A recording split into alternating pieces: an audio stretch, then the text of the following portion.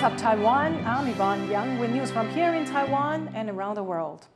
Taiwan's defense minister says Taiwan is vital to U.S. interest due to its strategic position in Asia and that Washington cannot afford to lose out on the Indo-Pacific. His comment comes just days after President Xi voted in the Oval Office during Ukrainian President Volodymyr Zelensky's visit. That's triggered concerns over what a U.S. commitment to Taiwan would look like. Jaime Ocon has more.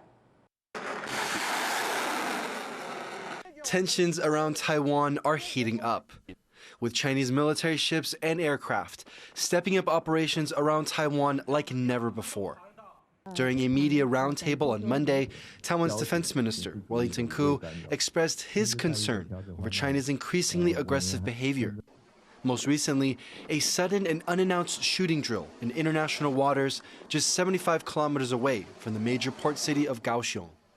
最近这一次在这个我们高雄的外海，这是一个很典型的一个灰色地带的一个袭岛，那也加大对我们军事威慑的力度。那这个我想配合这些其他一些非军事的手段，来持续对我们压迫。 This rare media roundtable comes at a time of growing anxiety in Taipei about the way U.S. President Donald Trump is approaching foreign policy. Just days before, much of the world was blown away by the fierce exchange between Ukrainian President Volodymyr Zelensky and President Trump over the war in Ukraine. When asked how Taiwan feels about the exchange and the U.S.'s commitment to its defense, the minister was confident that Taiwan and Asia as a whole is much too important. 美国它的所需要面对的军事安全的层面来看，我不认为美国可以。 就说 can afford 去失去印太这个区域，那所以我们就因此应该有共同的目标。Koo says that Taiwan's location in the Indo-Pacific is vital to U.S. interests. He says Taiwan sits at the center of the so-called First Island Chain, a strategic line of islands that stretches from Japan down to Vietnam. If Taiwan is lost, this would make it harder to contain China's military. But given the Trump administration's transactional approach, there's growing consensus in the U.S. that Taiwan should take greater steps to enhance its own security. Taiwan needs to place itself in a position where, yes, it's great to hope for the best, as clearly the minister was suggesting, but it also needs to plan and prepare for the worst. And I think myself and others have been long calling on Taiwan to spend more on its defense. While it's far from guaranteed that the U.S. would intervene directly in a Chinese invasion of Taiwan, there is concern from Washington that Taiwan isn't moving fast enough to boost its defense, with repeated calls to raise spending and incorporate more realistic combat training. The question in my mind is the degree to which Taiwan is an essential or existential piece of our strategy for dealing with China. And there, I think the jury is very much still out. I think that if the Trump administration has to play the role of convincing Taiwan to find a way to convince itself to take its own defense seriously, Taiwan is already in trouble. As both Taiwan and the U.S. work towards their own interests, a clear plan to deter China together seems to be missing. That's despite Defense Minister Koo warning that a war in Taiwan would not just affect regional security, but could also shape a new world order. Scott Huang and Jaime Ocon in Taipei for TaiwanPlus. The search continues for justices for Taiwan's top court months after nearly half its seats were left empty, leaving the court unable to function. At least 2 candidates now need approval from the legislature to get the court back up and running. Tiffany Wong reports.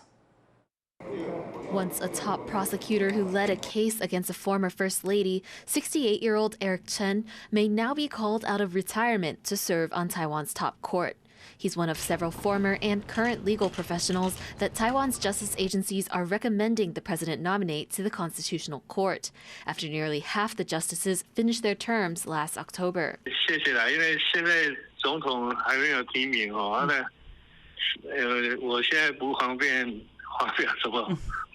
But others whose names were put forward had mixed feelings about their potential nomination. If President Lai Ching-te picks them, they'll face the unenviable task of responding to lawmakers' questions about how they've applied the Constitution in their casework. 因为这只是最高行政法院或是司法院的推荐，那最终还是由赖总统来做最后的提名嘛。 Last year, 7 nominees underwent heated confirmation hearings, but were ultimately all rejected. Opposition legislators grilled them over their stances on the death penalty, a divisive topic in Taiwan. That first round of picks mostly came from academic backgrounds, but those on the new list of recommendations have all served as prosecutors or judges and may fare better in hearings. 总的来讲，这些实务界的人在他们的岗位上原则上都是认真的，但是在历届的大法官里面，比较有进步思想的应该是学者出身比较多，反而是在实务界的偏向保守，但也不一定啦。 In recent years, the Constitutional Court has ruled on major social issues like the death penalty and same-sex marriage.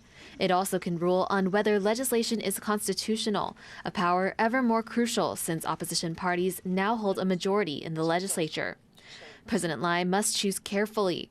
The court has been effectively paralyzed by new amendments requiring 10 justices to issue a ruling.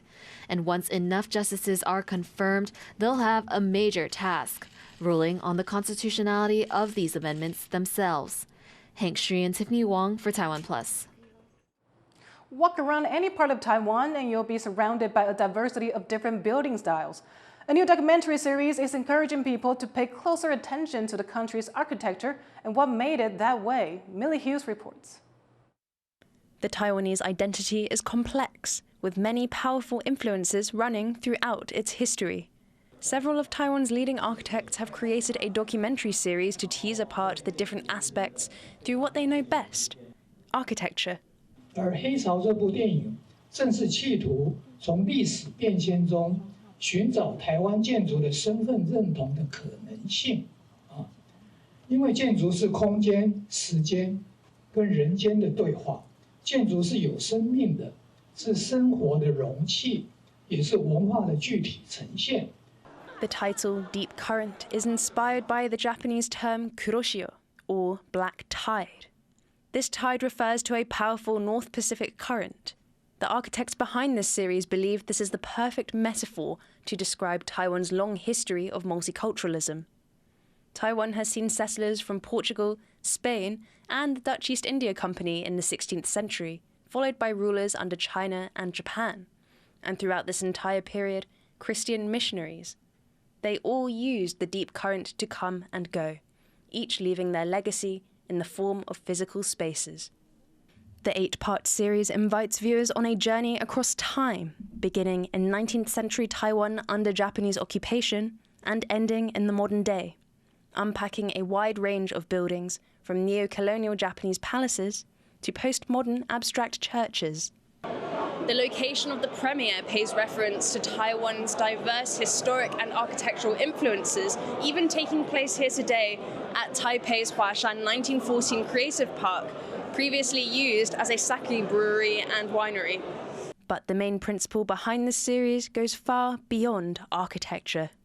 或许从黑潮的隐喻，去理解台湾的深层流变的动态文化创意核心。 我们的建筑可以摆脱意识形态的困扰，形式主义的追潮心态，回到自己的自然的环境，能够更加开放的去思考我是谁。Through these present and left behind physical spaces, Deep Current highlights the beauty and diversity that shape Taiwan's complex architectural landscape and its multifaceted history. But most importantly, they hope that the underlying takeaway hidden deep within the current is what will resonate the most with viewers from both Taiwan and around the globe: the celebration of an ever-changing identity in a multicultural world. Howard Chang and Millie Hughes for TaiwanPlus. Thank you for watching What's Up Taiwan. Finally, take a look at people in horses dressed up to celebrate an almost 2-century-old festival in Brazil. I'm Yvonne Young. Take care, and I'll see you next time.